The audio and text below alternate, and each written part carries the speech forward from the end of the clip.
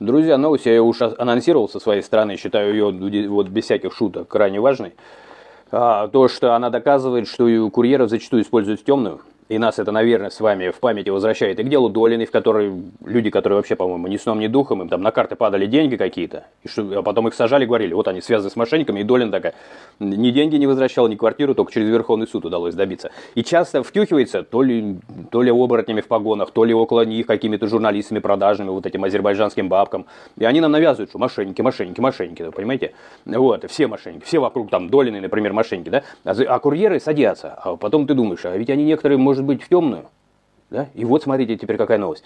В Саранске втянутый в мошенническую схему студент из Москвы пришел в полицию и выдал похищенные деньги. Вот так.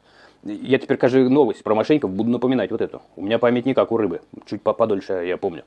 Значит, в начале марта этого года молодому человеку поступил звонок якобы из военкомата. Под предлогом постановки на воинский учет собеседник выманил у него код из СМС-сообщения, после чего в игру вступили мнимые представители прокуратуры, запугав мальчишку до 18-летнего уголовным делом за связь с недружественным иностранным государством. Лжеправоохранители предложили ему искупить вину сотрудничеством. По их указанию юноша срочно выехал из Москвы в Мордовию, нифига себе, чтобы забрать наличность у местной жительницы. Прибыв по адресу, первокурсник назвал 85-летней пенсионерке секретный пароль «Рудник» и получил от нее сверток. Увидев внутри более 1 000 000 рублей, то есть просто увидел деньги, нарушил немножко такое курьерское правило, да, то есть нельзя же в чужую передачу заглядывать.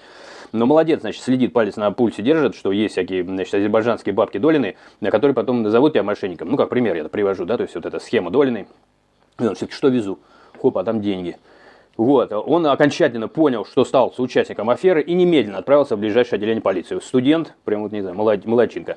Благодаря сознательности, несознательности, а благодаря тому, что он оказался умнее вот этой пропаганды все время про мошенников, которые вот эти диаспоры или кто там это, Долина и ей подобные, навязывают нам, он поумнее оказался их. И правильно, молодец.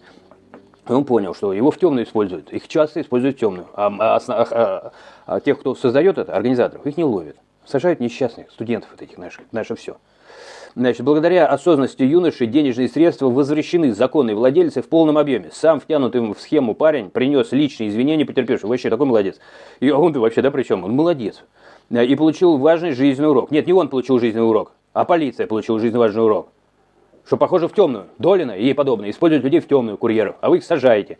По Долинскому делу сидит, значит, 2 человека сидит, 1 умер, и 1 сидит Цирюльникова, моя любимая Цирюльникова. Вот так. Я за Цирюльникову прям внутренне весь, значит, в переживаниях. Вот так. Я не буду напоминать, пока ее не выпустят или не пересмотрят все дело этой бабки. Вот так, нашей. Все, значит, народной. Увидимся.